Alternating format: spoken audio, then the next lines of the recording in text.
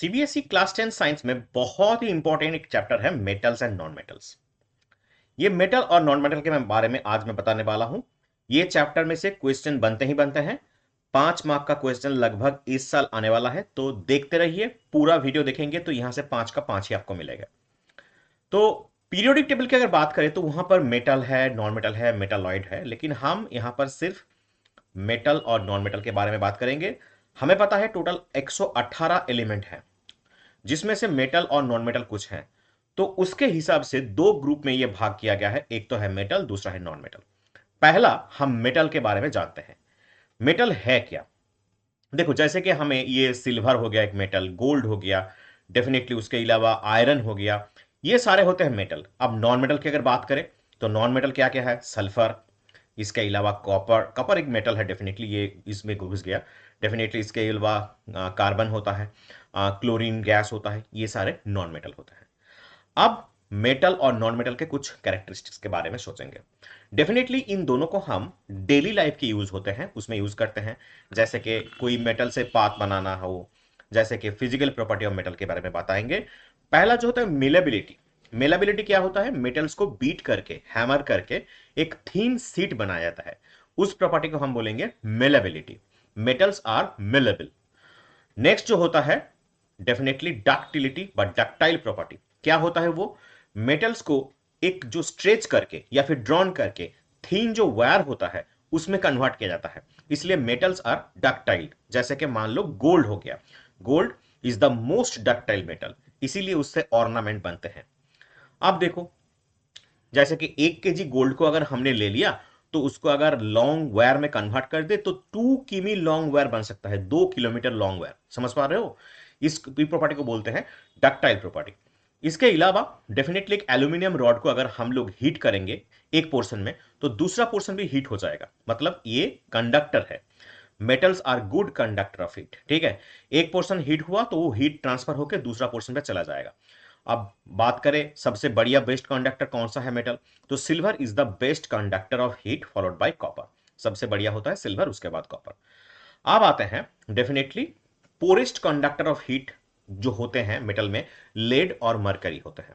Definitely सबसे जो दुबला होता है, मतलब पोरेस्ट होता है, उसको बताने की कोशिश कर रहा हूं मैं कि सबसे खराब वाला जो कंडक्टर होता है डेफिनेटली लेड और मरकरी होता है। मरकरी मान लो कि लिक्विड मेटल होता है, ठीक है, लिक्विड मेटल मरकरी है। अब कुकिंग यूटेंसिल्स जो होते हैं, जो वाटर बॉयलर्स, डेफिनेटली वो कॉपर या एल्यूमिनियम से बनते हैं, क्योंकि इससे पानी जल्दी गर्म होता है और हमें जो काम रहता है कुकिंग पर्पस या फिर बॉइलिंग कर का, तो वो जल्दी हो जाता है, इसलिए इससे बनते हैं। अब नॉन मेटल की बारी। देखो, physical property of metals are definitely good. एक एक झलक में देख लेते हैं फिजिकल प्रॉपर्टी के बारे में। Metals are good conductor of electricity, जिससे कारण से बल्ब ग्लो करने लगता है, वायर से करंट इलेक्ट्रिसिटी फ्लो होने के बावजूद। और डेफिनेटली ये पेपर में होगा तो नहीं होगा, लेकिन एल्यूमिनियम फॉइल में होगा तो हो जाएगा, क्योंकि पेपर इंसुलेटर होता है और एल्यूमिनियम फॉइल क्या होता है? गुड कंडक्टर ऑफ इलेक्ट्रिसिटी, क्योंकि वो मेटल होता है। तो silver is the best conductor of electricity followed by copper, हमें पता है। डेफिनेटली इलेक्ट्रिक वायर्स इसीलिए कॉपर या फिर एल्यूमिनियम से बनते हैं। डेफिनेटली कॉपर बहुत ही कॉस्टिंग होता है, इसलिए सिल्वर बहुत ही कॉस्टिंग होता है, इसलिए कॉपर और एल्यूमिनियम का वायर हमें बनाना होता है। अब देखो, metals are lustrous. Lustrous means shiny and can be polished. इसे हम पॉलिश भी कर सकते हैं, इसलिए जो गोल्ड ऑर्नामेंट होता है उतना शाइनी दिखाता है। इसको हम क्या बोलते हैं? Lustrous property. अब metals are generally hard except sodium and potassium. Sodium और पोटेशियम को छोड़ के ज्यादातर जो मेटल होते हैं वो हार्डनेस प्रॉपर्टी दिखाते हैं, बहुत ही सॉलिड होता है। सोडियम को आप एक नाइफ से भी, बटर नाइफ से भी काट सकते हो, ठीक है, जो आप देख पा रहे हो, ये बटर नाइफ से कट जाता है सोडियम, ठीक है। और पोटेशियम भी बहुत ही मतलब सॉफ्ट मेटल होता है, जिससे हम काट पाते हैं। ओके, सोडियम और पोटेशियम और soft metals can be easily cut by a knife. Okay, next चलते हैं। मेटल्स आर हार्ड, जैसे कि सोडियम के अलावा अलग अलग जो मेटल होते हैं, सोडियम और पोटेशियम, ये अलग एक्सेप्शन है। और मेटल्स डेफिनेटली सॉलिड होते हैं, लेकिन लिक्विड फॉर्म में भी होते हैं। जैसे कि आपको जो मरकरी होता है, डेफिनेटली वो रूम टेम्परेचर में क्या होता है? डेफिनेटली लिक्विड स्टेट में आता है, ठीक है। तो metals can be solid at room temperature except mercury which is liquid in form. Okay, चलो next. Metals have high melting point. इसका मेल्टिंग पॉइंट बहुत ही ज्यादा होता है। मेल्टिंग पॉइंट मतलब सॉलिड से लिक्विड स्टेट में आने के लिए जितना हीट प्रयोजन होता है, उस हीट देने के बाद वो लिक्विड से सॉलिड बन जाता है, मतलब मेल्ट कर जाता है। मेल्ट करने के लिए जो टेम्परेचर लगता है उसको हम मेल्टिंग पॉइंट बोलते हैं, ठीक है। और डेफिनेटली बॉइलिंग पॉइंट भी उसका हाई है, मेल्टिंग और बॉइलिंग पॉइंट दोनों ही उसका हाई है, ठीक है। चलो, सोडियम और potassium definitely low melting and boiling point है, इसलिए वो इतना सॉलिड नहीं है, हार्ड नहीं है।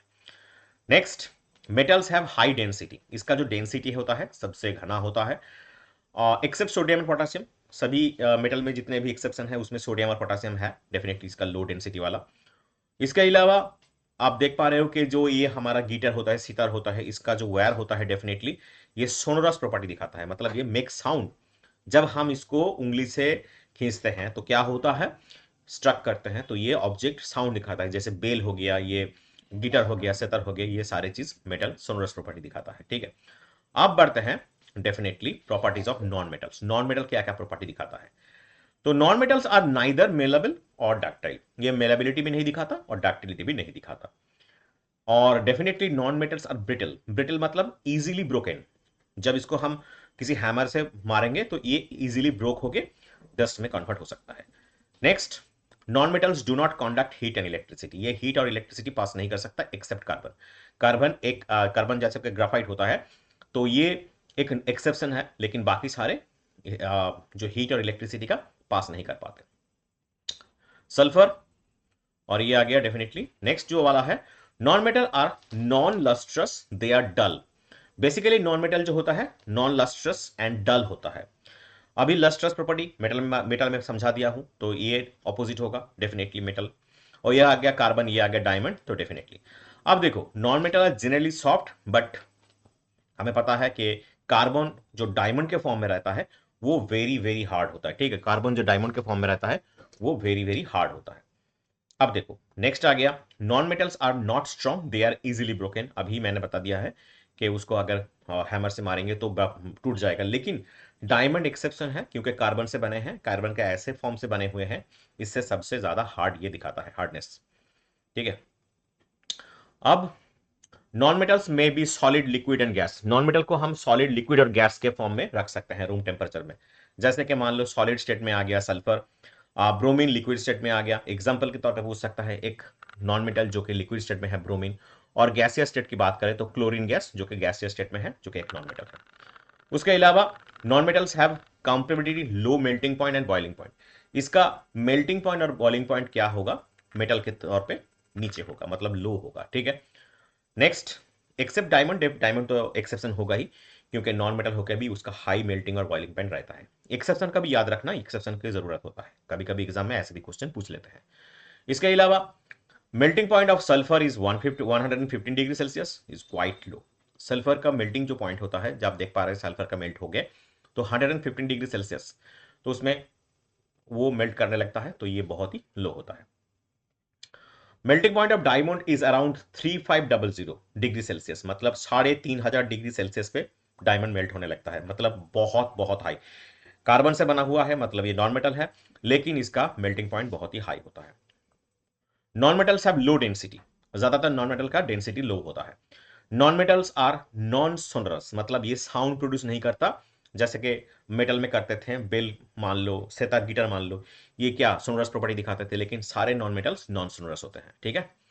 अब चलो, non metals have different colour, बहुत कलर दिखाता है, जैसे कि ये मान लो, ये आ गया सल्फर का कलर आ गया, ये एक रेड फॉस्फोरस आ गया, ये ग्राफाइट का कलर आ गया ब्लैक, ये आ गया डेफिनेटली व्हाइट फॉस्फोरस आ गया, ये आ गया ब्रोमीन आ गया लिक्विड फॉर्म में जो कि येलो कलर में दिखाता है, और ये आ गया क्लोरीन गैस। तो सारे जो नॉन मेटल होते हैं वो अलग अलग कलर में आपको दिखने को मिलेंगे, ठीक है।